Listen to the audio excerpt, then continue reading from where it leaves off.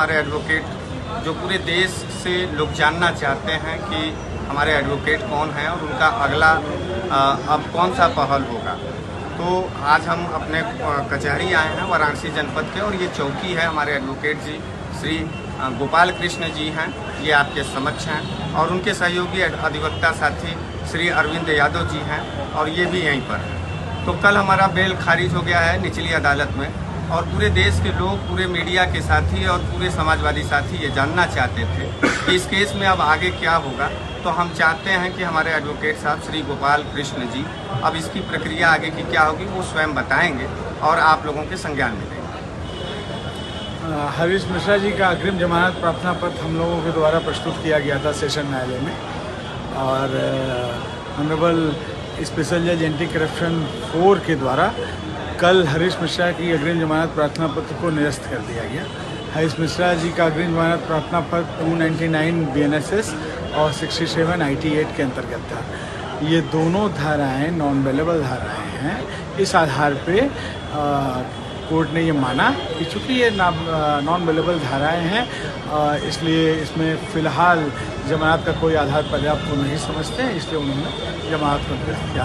वरना ऐसे देखा जाए तो इनके ऊपर जो आरोपित धाराएं हैं उसमें मैक्सिमम 3 साल तक की सज़ा का प्रावधान है, और माननीय उच्चतम न्यायालय का जो भी दिशा निर्देश है इस संदर्भ में वो थोड़ा सा रिलैक्सेशन प्रदान करती है, जो 7 साल तक की सज़ाओं में अग्रिम जमानत को देने के लिए थोड़ा रिलैक्स प्रक्रिया अपनाने की बात करती है सुप्रीम कोर्ट का मानना यह है कि जो 7 साल से ऊपर के अपराध हैं सामान्यतः उनको हीनस क्राइम के लिए देखा जाए, और जो 7 साल से नीचे के अपराध हैं, जो छोटे अपराध हैं, जैसे हरीश मिश्रा के ऊपर जो आरोप कानूनन लगाया गया वो 3 वर्ष तक की सज़ा का प्रावधान का आरोप था।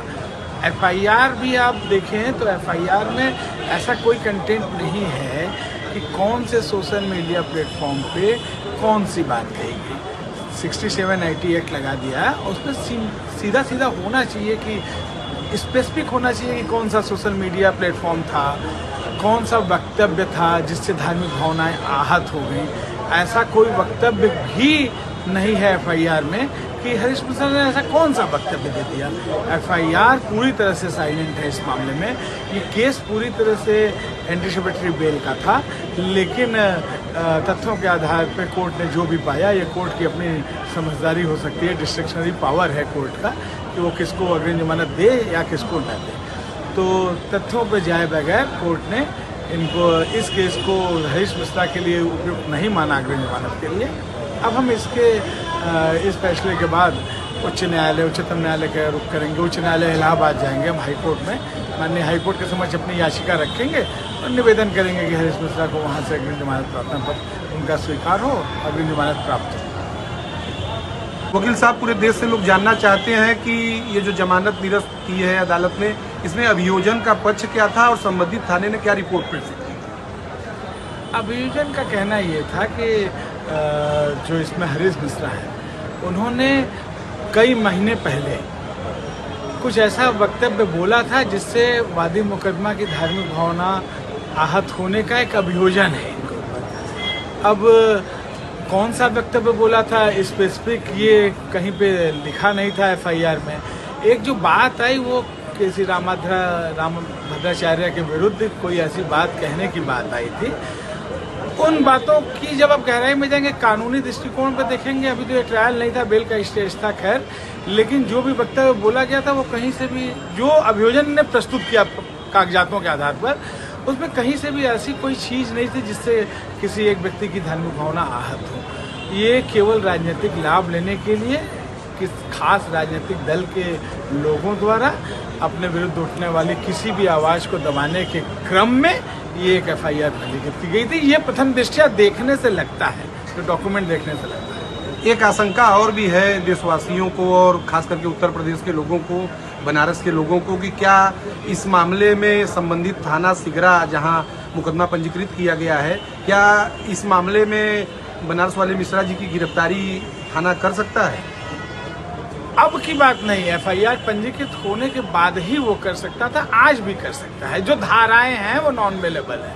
लेकिन चूंकि 3 वर्ष से कम है और सत्येंद्र अंटिल का एक दिशा निर्देश माननीय उच्चतम न्यायालय के सत्येंद्र अंटिल के केस में है, उस आधार पे इनकी गिरफ्तारी टेक्निकली सिगरा थाने को नहीं करनी चाहिए। लीगली वो नॉन अवेलेबल केस है, इसलिए तो वो नॉन अवेलेबल कोई भी केस में किसी की भी गिरफ्तारी हो सकती है। जहाँ तक टेक्निकली हम वर्ड इस्तेमाल कर रहे हैं कि जब हरीश मिश्रा की गिरफ्तारी बीएनएसएस में की गई शांति भंग की आशंका में, उसके 3 दिन पहले एफआईआर पंजीकृत हो गई थी। हरीश मिश्रा को 12 घंटे से ज़्यादा थाने पे बैठाया रखा गया। उस दौरान भी जो क्राइम नंबर इनके खिलाफ रजिस्टर्ड था 42/2025, उस दौरान भी अस्तित्व में था। और जिस एफआईआर में गिरफ्तार करने का प्रश्न आप पूछ रहे हैं, जब वो अस्तित्व में था तो उनकी गिरफ्तारी उसमें होनी चाहिए थी। यदि मान लीजिए उनके पास कोई इस तरह के प्रमाण नहीं थे, कभी कभी ये बात आएगी, पुलिस ये कह सकती है कि तात्कालिक मौके पे वो प्रमाण नहीं थे। तात्कालिक मौके पे जब वो प्रमाण नहीं थे तो शांति भंग की आशंका किस शब्द पे उत्पन्न हुई, क्यों उत्पन्न हुई? इसका मतलब उनके पास डॉक्यूमेंट्री या एविडेंशियली या इलेक्ट्रॉनिक माध्यम से कोई ऐसा प्रमाण थे जिसमें प्रशासन का या कानून का यह मानना था कि यह शब्द कानून उपयोगी नहीं है, इसको नहीं बोलना चाहा। तो जब ये एविडेंस थी तो उस दौरान गिरफ्तारी होनी चाहिए थी, नहीं तो हरीश मिश्रा 24 घंटे से ज़्यादा जेल में थे, उस दौरान उनका जेल से उस सेक्शन में रिमांड बनना जाना चाहिए था। टेक्निकली गिरफ्तारी नहीं हो सकती और सरकार है, कुछ भी हो सकता है इस सरकार में। तो यदि सरकार के दबाव में वाराणसी कमिश्नरेट या संबंधित थाना सिगरा बनारस वाले मिश्रा जी की गिरफ्तारी करती है तो उनके खिलाफ क्या लीगल कार्रवाई आपके द्वारा की जाएगी? यदि कोई गिरफ्तारी होती है तो कानूनन हम फिर यहाँ जमानत याचिका प्रस्तुत करेंगे और कानून सम्मत तरीके से उस पर सुनवाई होगी। यही एक रेमेडी है। ठीक है, धन्यवाद।